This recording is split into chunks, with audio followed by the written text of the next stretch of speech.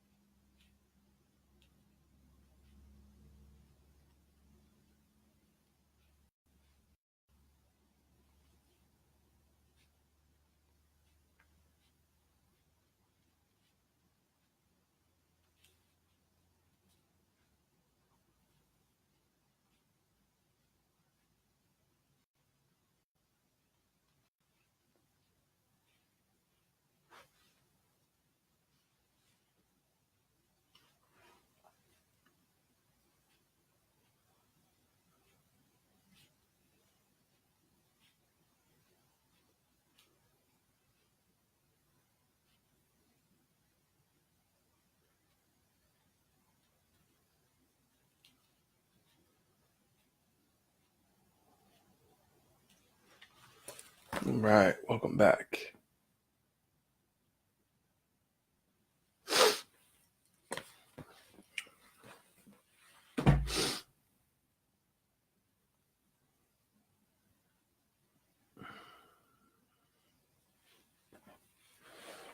Got about a minute left.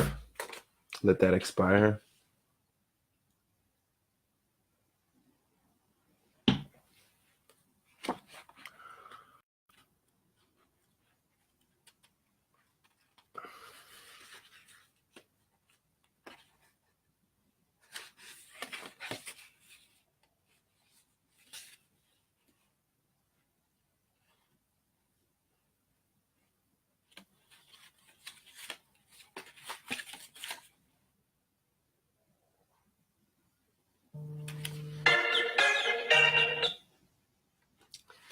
All right, so we just finished our journaling routine, and now we're getting into our reading routine. Good morning, Ruby. How's it going? Yeah, it's gonna be here any day now, huh? Okay, so I will see you all on the other side.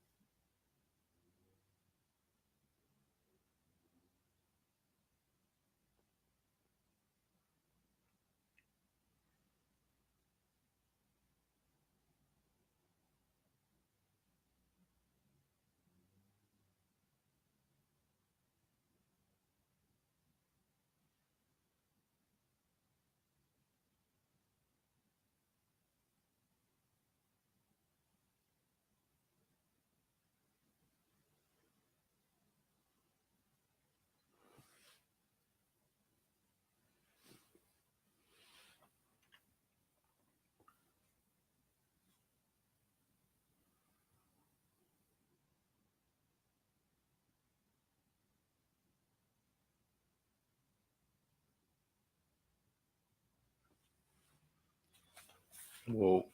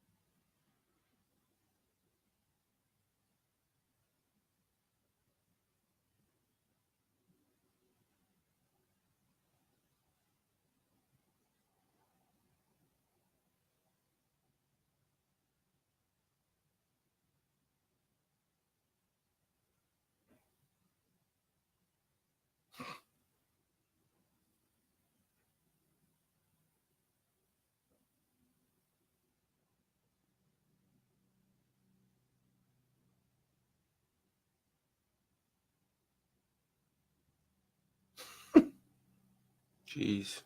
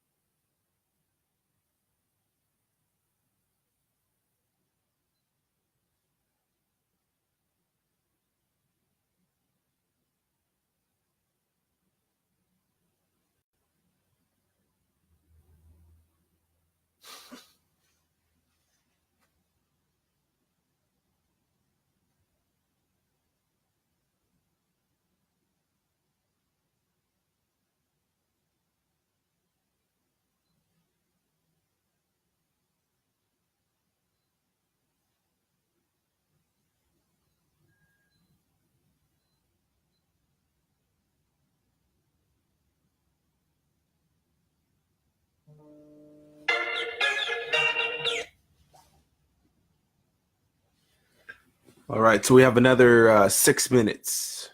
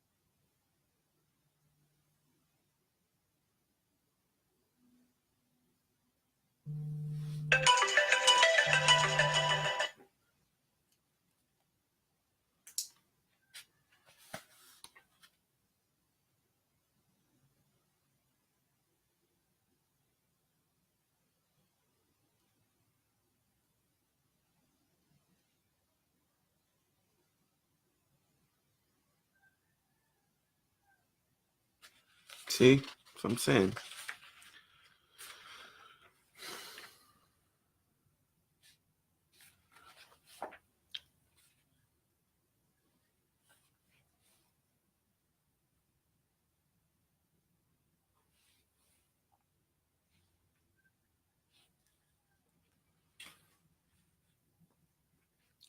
All right, so welcome back, everybody. We have interesting stuff here. So now the author is getting into, obviously, for anybody who's new, we're still talking about the growth mindset versus the fixed mindset. And she talks about a high school in California that's called Garfield High School. And it was probably one of the worst schools in the nation. The kids didn't have any light. The teachers were overworked. And it just was all bad. So she talks about a story where a teacher went to the classroom and began teaching the Hispanic students in the school calculus. And these students actually went on to take like calculus entrance exams. Hundreds of Mexican students, from the story, hundreds of Mexican students ended up actually testing in and getting college credit for their good scores. The only other two schools in the entire nation, I think in 1984, was it 1984?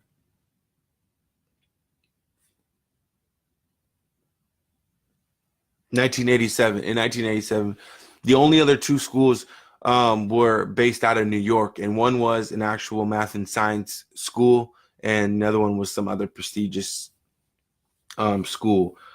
And so the whole point of that story is that how do you take a population or a group of people who are labeled retarded or stupid or dumb or not capable and elevate them, and talking about from in a school setting, and no energy, no life, blah blah blah, and take them to calculus level training in a short period of time. The way that you do that is by believing in them. The story then continues about a lady named Marva Collins. Marva Collins held her students, her young students, in the perspective or in the light of being geniuses. She oftentimes called them geniuses, and she treated them like geniuses. And guess what? They knew who Shakespeare was. They knew who Darwin was. They knew who all of these historic figures were. They read 28 books a summer, like intense books. That's why I was laughing while I was reading. They read intense books during the summer. And the biggest point of all of this is two things that I pull out. And then what the book also points out. Let me read.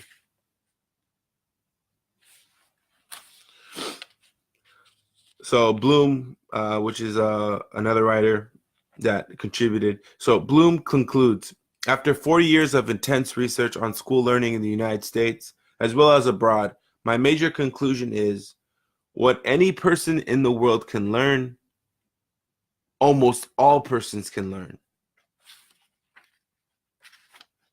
provided with the appropriate prior and current conditions of learning.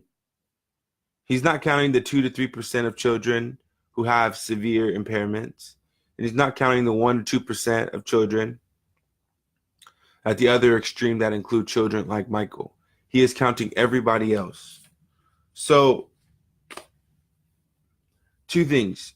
First thing is, three things. The first thing is never let anybody put you in a box. Never let anybody tell you what you can and what you cannot do, because I 100% agree with this. Nearly all people, if somebody's learned it, you can also learn it, right? That's the first thing. The second thing is know that you're a genius. Don't wait for other people to affirm that. Tell people, walk, act, talk as if you are a genius. Be humble, be respectful, be loving, be kind. Of course, all of those other, characteristics that we should possess. Be anchored to the ground, right? But be flying in the sky. And then the third thing is be careful on how you label other people, and if you have any children, be mindful of how you treat them, because you have students in school who repeat like school, like they're great, like they repeat the same grade. So you have a child who's in first grade, the teacher labels them and says that they are mentally and per their exam scores, they're not prepared for the next level. And so what happens? Now the kid's confidence goes down, and this teacher is putting labels on them. There might be other students in the class who feel like they need to give an opinion. And you're talking, first graders here, all the way up into ninth grade, 10th grade, whatever. And as perspectives form more and more and more, that progressive sliding scale of other students giving their opinion could potentially get worse. And you have these kids who are repeating classes, but because the teacher didn't hold the space for them to grow and be geniuses that they are and excel at very fast rates, they're repeating the same class again, or the same year again, and they're not learning anything new. And it hurts me so much, because I'm like, if you just if I tell you every single day that you're blessed, every single day you're a genius, every single day you control your reality and that you can manifest the life of non-suffering, and you watch this tape every single day and you feed yourself material every single day that says that same stuff to you, guess what? You're going to believe about yourself. You're going to believe that I am all of those things. And then guess what? Your whole life is going to change. Now, if I was on here every single day telling you how stupid you are, how you're supposed to experience a life of suffering, how your life is the way it is, because that's just how it is. That's all that there is for you, right? I probably wouldn't have anybody in the community of the Journey to Greatness at all. So, if you tell yourself something every single day, you remind yourself of something every single day, then that's what you will begin to believe. If you have a teacher who has your child, for however many hours, 4, 5, 6, 7 hours a day, telling them or treating them as if they're not like qualified or that they're not geniuses, like it's wild to me. But it happens all over the place. So I don't have any children yet, but when you talk about being involved in their schooling process, oh, absolutely. Absolutely. Your teacher said, what? Okay, let's go down to the school. Let's go have a conversation, because obviously there's something else going on here. And we can't have that, because you have to be like maximum aptitude, maximum genius, maximum thinking, like you're a genius. Like, let's go talk about this. Let's see how we can improve. If there is something that, like, be involved in your child's education and be involved in, how they're being treated at school. And that's really that's what I pull from all of this, because nobody else should be writing our children's futures except for us and God, right? So guiding our children down the right paths, giving them the right material, exercising the right learning practices so that they can be the best that they can be when they become our age. And obviously just, 18, teenagers, etc. So then the fixed mindset, when we're talking about the difference, this summary right here explains in a different way the fixed and the growth mindset. The fixed mindset limits achievement. It fills people's minds with interfering thoughts. It makes effort disagreeable, and it leads to inferior learning strategies. What's more, It makes other people into judges instead of allies. Whether we're talking about Darwin or college students, important achievements require a clear focus, all-out effort, and a bottomless trunk full of strategies, plus allies in learning. This is what the growth mindset gives people, and that's why it helps their abilities to grow and bear fruit. People with a fixed mindset believe that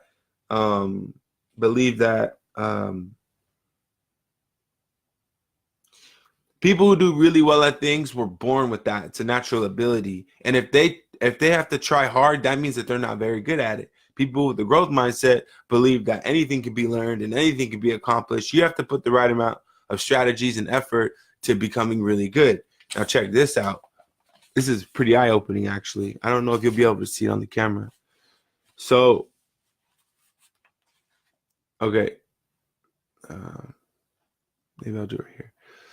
Okay, so on this side, you have people, I know it's hard to see. Like, for example, this picture. This is a picture before, and this is a picture after. Okay, so like I said, I don't think you guys can see him. So look at that. Before on this other side and after on this side. Now, I feel like I've read this book before. Or we read a book like this. Anyway, so a popular summary from people is that drawing is for artistic individuals. Okay? And I just showed you that picture of before and after faces, right? I'll show you it again. So you have before and you have after. Before and after. And I'll do a post about this in the Journey to Greatness. I know it's kind of hard to see. So most people say that people who draw really well, they're just artistic and they're God's gift to green earth, which they are. But that picture was a result of people who didn't know how to draw or didn't have the skills as an artistic person has to draw like fantastically. After 5 days, I think it was less than that. It was 5 days. After 5 days, they were drawing artistic portraits of people. So the before and after, before was just a bunch of single lines. And then after the 5-day course, now they're drawing full portraits of people's faces. What happened? Well, what happened was they learned how to draw images on paper that when you see them have different levels, have different dimensions. And so this idea that we can learn anything that we put our minds to, if one person knows it, then we can know it. That idea stands very true and strong. The people who know the material, yes, they're indeed very smart, but we too are very smart. The people who know it already developed the skill set. They already know the skill set. And it might have naturally come to them in their life, in their daily practice. But for us, for some of us, we may have to go out and learn it and put some effort into learning it. But tell you what, once we take the time to learn that craft, like these kids or these people did in 5 days, you go from drawing stick figures, saying that you don't know how to draw, to drawing like a professional artist, drawing portraits of people's faces, because you learn a set of skills. One day you're learning one set, the next day you're learning, and then by the 5th day you're drawing these professional portraits. It's absolutely amazing to me. And so the idea here is that we all can learn anything that we put our minds to, but we just have to put our minds to it. And we should not ever idolize. We can appreciate, but never idolize somebody else's like life or situation or whatever it is. Appreciate, show the respect. Oh, I understand. Even though you were naturally born with this gift, even for you to perfect that gift, you have to put in time and you have to put in effort to be better. You got to learn about it, right? Like there's some people out there who are naturally talented in sports, right? They have a natural, like athletic, super freakish athletic ability. But at the same time, if you don't have fundamentals, if you don't have, the basics or the foundation, of how to play the game that you want to play, then it's going to be hard to excel like to the highest level. And for me to be legendary is what I mean. It's going to be hard for you to be a legend if that's what you wish to do, because you have to put effort in, even if you have a natural ability. But it doesn't make you special. You're not special. Everybody